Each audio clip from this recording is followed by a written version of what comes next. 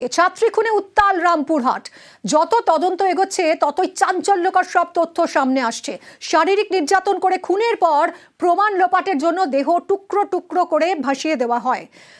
সেই শিক্ষক অর্থাৎ স্কুলের ফিজিক্যাল সায়েন্সের শিক্ষক যাকে গ্রেফতার করেছে পুলিশ, সেই শিক্ষক যে কতটা ভয়ঙ্কর ছত্রে ছত্রে তার প্রমাণ পাওয়া যাচ্ছে। রামপুরহাটের ছাত্রীকে শারীরিক নির্যাতন খুনে চাঞ্চল্যকর তথ্য সামনে আসছে।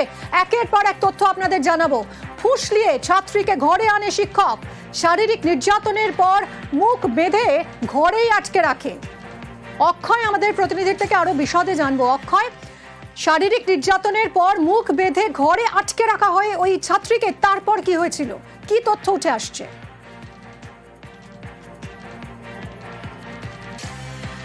দেখো, যে তথ্য উঠে আসছে একদম চাঞ্চল্যকর তথ্য।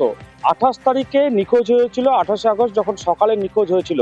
এবং এই ছাত্রীকে ফুসলিয়ে কিন্তু এই শিক্ষক নিয়ে যায় বেশ কয়েকটি জায়গায়, প্রথমে ঘোরাঘুরি করে, তারপর সন্ধ্যের থেকে যে শিক্ষক যে ভাড়া বাড়িতে থাকতো সেই ভাড়া বাড়িতে সন্ধ্যের পর থেকে কিন্তু ছিল। ঠিক তার পরের দিন সকালে ওই ছাত্রীর বাবা মা যখন তার ওই ভাড়া বাড়িতে গিয়ে হাজির হয়, সে সময় কিন্তু শিক্ষক তার বাবা মাকে কিন্তু প্রবেশ করতে দেয় না ঘরের ভিতর। সে সময় ছাত্রী জীবিত ছিল এবং তার হাত পা মুখ বেঁধে বাড়ির মধ্যে যে বাক্স আছে সেই বাক্সর মধ্যে কিন্তু সেই ছাত্রীকে লুকিয়ে রাখা হয় এবং তারপর সেই ছাত্রীকে খুন করা হয় টুকরো টুকরো করে। তারপর দেহতে কেমিক্যাল দিয়ে দেওয়া হয়।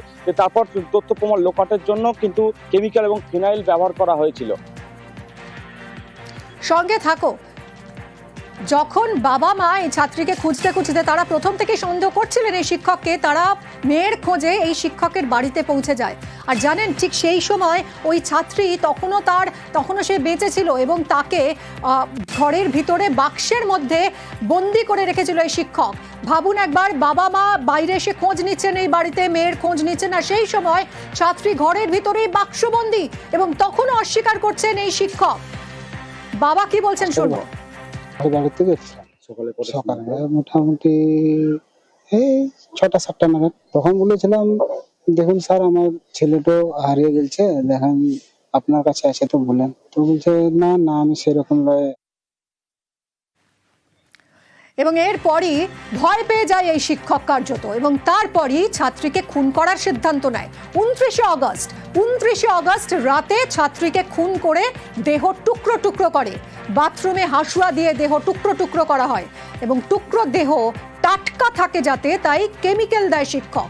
ফিজিক্যাল সায়েন্সের শিক্ষক, কেমিক্যাল জোগাড় করা কোনো অসুবিধাই ছিল না তার জন্য। কেমিক্যাল দিয়ে দেয় যাতে এই দেহ পচে না যায়। কথা বলবো, আবারও রয়েছে আমার সঙ্গে অক্ষয়। অক্ষয়, এই বিষয়টাই কি জানা যাচ্ছে, এই যে ছাত্রীকে খুন করা হলো, তারপর তাকে টুকরো টুকরো করা হলো তার দেহ, কেন?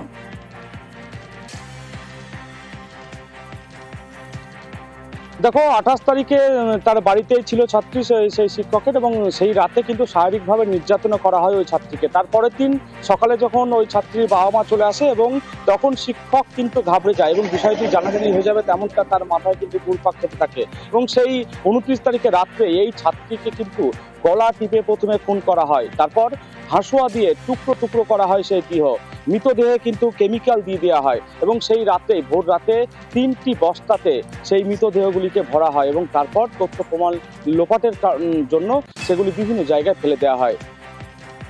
এবং এতটাই খুনের পরেও এতটাই অবিচল ছিল এই শিক্ষক যে নিজেকে বাঁচানোর চেষ্টা করতেও পিছুপা হয়নি। হাইকোর্টে এসে আগাম জামিনের চেষ্টা করেছেন শিক্ষক। আইনজীবীর নির্দেশে স্থানীয় আদালতেও জামিনের চেষ্টা। অক্ষয়,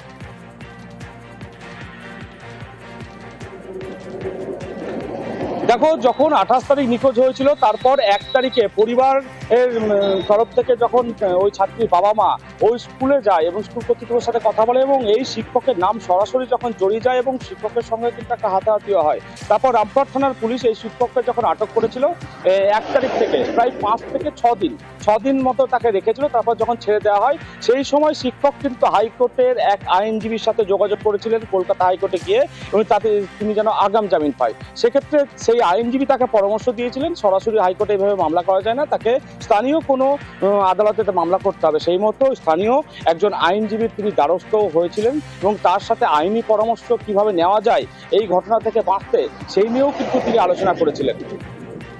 একদমই সঙ্গে থাকো।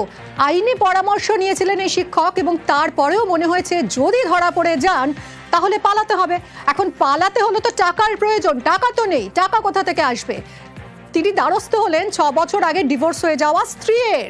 ডিভোর্সি স্ত্রীর শরণাপন্ন ধর্ষক শিক্ষক, ডিভোর্সি স্ত্রীর কাছ থেকেই টাকা চেয়েছিল শিক্ষক। পালানোর জন্য ট্রেনের টিকিটও কেটে নিয়েছিল অভিযুক্ত। টাকা নিতে এসেই পুলিশের জালে পলাতক ধর্ষক শিক্ষক।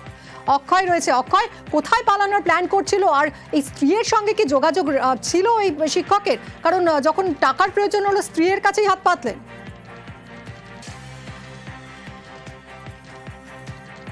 দেখো, বিষয়টি যখন জানাজানি হয়, গ্রামের সর্বত্র জায়গায় যখন শিক্ষকের নাম ছড়াতে শুরু করে, তখন কিন্তু এই শিক্ষক প্রায় বুঝতে পেরেছিল যে তার নামটা এবার কিন্তু প্রকাশ্যে চলে আসবে। তারপর সে হিমাচল প্রদেশে পালিয়ে যাওয়ার জন্য প্রস্তুতি নিচ্ছিল। সেই মতো ট্রেনের টিকিটও কেটেছিল, তার আইনজীবীর কাছে গেছিল এবং তার কাছে কিন্তু অর্থ ছিল না সেভাবে।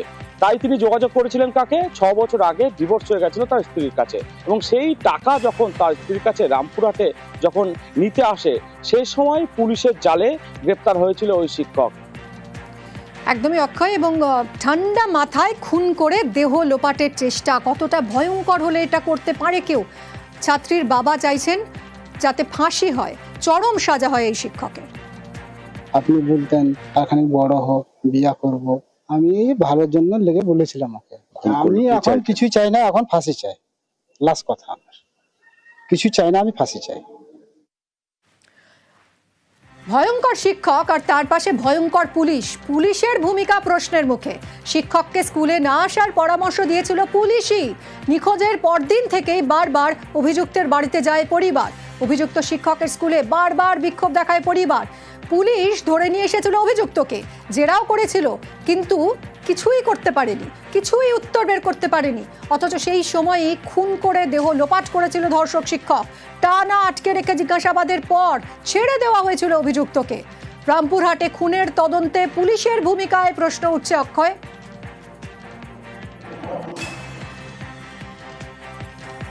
দেখো, একদম ঠিক। যখন এই মৃত ছাত্রীর পরিবার বারবার ওই স্কুলে যখন গেছিল এবং পুলিশের কাছেও বারবার যখন যায়, তখন কিন্তু যে 1 তারিখের পর থেকে পুলিশ এই শিক্ষককে জেরা করেছিল, কিন্তু জেরাতে সেভাবে তথ্য কিন্তু পুলিশ পায়নি। কোনো রকম স্বীকারোক্তি করেনি ওই শিক্ষক যে ওই ছাত্রীকে খুন করেছে সেই নিয়ে। সে সময় কিন্তু আইনজীবী সূত্রে আমরা যেটা জানতে পারছি, এই শিক্ষককে পুলিশের তরফ থেকে বলা হয়েছিল, যিনি তদন্তে ছিলেন, তিনি কিন্তু বলেছিলেন যে এখন এলাকায় সমস্যা আছে, আপনি গ্রামের বাড়ি পুরুলিয়া চলে যান। ঠিক এখানেই প্রশ্ন উঠছে যে কিভাবে ওই শিক্ষককে পুরুলিয়া চলে যেতে বলা হলো। পাশাপাশি যে ঘটনার দিন যে মৃত ছাত্রীর পরিবারও কিন্তু দাবি করছিল যে পুলিশের তরফ থেকেও বলা হয়েছিল যে নিখোঁজের পর যে আপনাদের বাড়ির মেয়ে হয়তো কারোর সাথে প্রেম ভালোবাসা করে অন্যত্র জায়গায় চলে গেছে। ঠিক এখানেই পুলিশের ভূমিকা নিয়ে প্রশ্ন তোলে। পাশাপাশি আরও বেশ কিছু প্রশ্ন উঠছে, যেমন 28 তারিখে নিখোঁজ হলো এবং রাত্রে অভিযোগ হলো রামপুরহাট শহর থেকে নিখোঁজ হয়েছিল ওই ছাত্রী। তো সেক্ষেত্রে পুলিশ শহরের বিভিন্ন যে সিসিটিভি ক্যামেরা সেগুলো খতিয়ে কেন দেখলো না, সেটা একটা বড় প্রশ্ন। পাশাপাশি 1 তারিখে ওই অভিযুক্ত শিক্ষকের বাড়ি কিন্তু পুলিশ গেছিল, ওই অভিযুক্ত শিক্ষকের ভাড়া বাড়ির বাইরে কিন্তু একটা ক্যামেরা আছে, সেক্ষেত্রে ওই ক্যামেরার ফুটেজ কি সে সময় খতিয়ে দেখেছিল, সেই নিয়েও উঠছে প্রশ্ন। অর্থাৎ পুলিশের ভূমিকা নিয়ে অনেক প্রশ্ন উঠছে। এই ছাত্রীকে শারীরিক নির্যাতন করে খুনের ঘটনায় তদন্তকারী অফিসারকে বদল করা হয়েছে। বীরভূমের রামপুরহাটের স্কুল, এই স্কুলেরই ক্লাস 7-এর ছাত্রীকে ঘরে আটকে রেখে ধর্ষণ খুনের অভিযোগ। দেহ টুকরো টুকরো করে ফেলে দেওয়া হয় খালে। ধর্ষণ খুনের অভিযোগে মঙ্গলবার গ্রেপ্তার করা হয় স্কুলেরই শিক্ষক মনোজ কুমার পালকে। এই ঘটনায় ক্ষোভে ফুঁসছে পরিবার। তাদের দাবি, 28 আগস্ট থেকে নিখোঁজ ছিল ছাত্রী। রামপুরহাট থানা এবং স্কুলে জানানো হয়। শিক্ষক মনোজ পালকে 1 সেপ্টেম্বর আটক করে পুলিশ। অভিযোগ, তখন এক শ্রমিক নেতা তথা শিক্ষক পান্থ দাস প্রভাব খাটান, তারপরেই মনোজকে ছেড়ে দেয় পুলিশ। আমাদের তো মনে হয় না যে একজনের পক্ষে এটা সম্ভব। স্কুল কর্তৃপক্ষ ওকে কি করে ছাড়িয়ে ওকে নিয়ে যায়। স্কুল কর্তৃপক্ষের প্রতি আমাদের ডাউট লাগছে যে স্কুল কর্তৃপক্ষকে চাপা দেওয়ার চেষ্টা করছে, এবং পুলিশ এবার কি করছে সেটা হচ্ছে আমাদের। কোন পার্টি করে? আমি টিএমসি পার্টি করে। এই অভিযোগ মানতে নারাজ শ্রমিক নেতা তথা শিক্ষক পান্থ দাস, তবে তিনি ক্যামেরার সামনে মুখ খুলতে নারাজ। ক্লাস 7-এর ছাত্রীকে ধর্ষণ খুনের প্রতিবাদে বৃহস্পতিবার স্কুলের গেটে অভিভাবকরা বিক্ষোভ দেখান। প্রধান শিক্ষকের বিরুদ্ধে চূড়ান্ত অসহযোগিতার অভিযোগ তাদের, তাকে মারধর করা হয়। আমাদেরকে বড়িটা দিয়েছে আমাদের কিনা আমরা জানি না, কিন্তু আমাদের মেয়ে হারিয়ে গেছে, আমরা চাই। হাত পা পাইনি, শুধু মাথাটা পেয়েছি। আর সিবিআই তদন্ত যেন হয়। আমরা সিবিআই যাই লব, আমার সিবিআই এখন চাই আর ওনার ফাঁসি চাই। 28 অগস্ট থেকে ছাত্রী নিখোঁজ। অভিযুক্ত শিক্ষকের বিরুদ্ধে পরিবার অভিযোগ জানায় রামপুরহাট থানায়। অভিযোগ, তারপরেও সেভাবে কোনো পদক্ষেপ করেনি পুলিশ, উল্টে জিজ্ঞাসাবাদ করেও ছেড়ে দেয় অভিযুক্ত শিক্ষককে।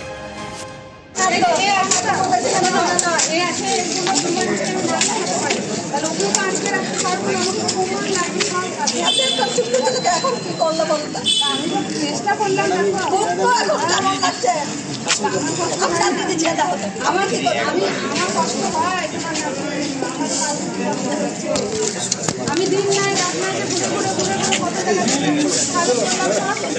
আপনাদেরই কাজ, আপনার করতে পারেন। শান্তি বলে অন্য ছেলের সাথে ভালোবাসা করে পাঠিয়ে আপনি বলেছিলেন।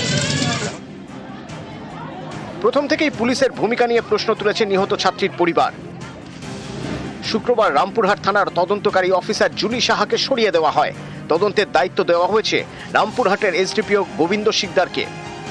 100% চেষ্টা করবো কি খুব শীঘ্রই কয়েকদিন মধ্যেই যত তাড়াতাড়ি সম্ভব আমরা চার্জশিট দেবো। আমরা চেষ্টা করবো কি যে দোষী আছে এতে সাজা আমরা করাবোই, একে ম্যাক্সিমাম পানিশমেন্ট আমরা করানোর চেষ্টা করব। আশা করছি আমাদের হাতে যে এভিডেন্স আছে, আমাদের যে ইনভেস্টিগেশন প্রসেস হয়েছে, আমরা সেটা করাতে পারবো খুব শীঘ্রই।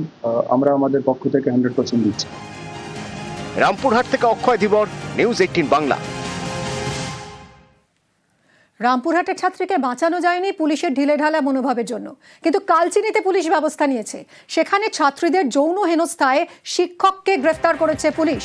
4 ছাত্রীকে যৌন হেনস্থার অভিযোগ, আর এই অভিযোগেই স্কুলের ভারপ্রাপ্ত প্রধান শিক্ষক গ্রেফতার। রাজকুমার রয়েছে সঙ্গে, আরো বিশদে জানাবে রাজকুমার।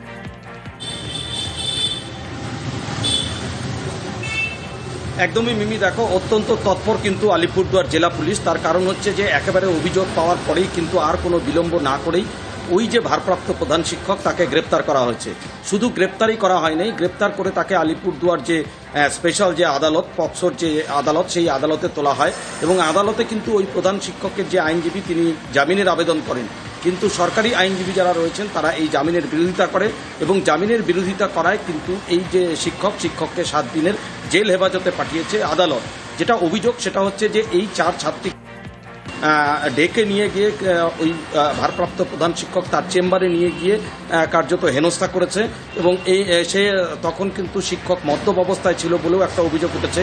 যদিও এই শিক্ষকের পক্ষেও কিন্তু কিছু মানুষ বলছেন যে ষড়যন্ত্রের শিকার হচ্ছে যে 4 ছাত্রীকে যৌন হেনস্থা করা হয়েছে বলে অভিযোগ উঠেছে। আসলে সেই 4 ছাত্রীকে গুটকা খাওয়ার জন্য শাসিয়েছিলেন ওই প্রধান শিক্ষক এবং তার কারণেই তার বিরুদ্ধে মিথ্যে অভিযোগ আনছে। এই রকমটাও কিন্তু একটা আরেকটি মহল সূত্রে দাবি করা হচ্ছে। মিমি, ধন্যবাদ রাজকুমার।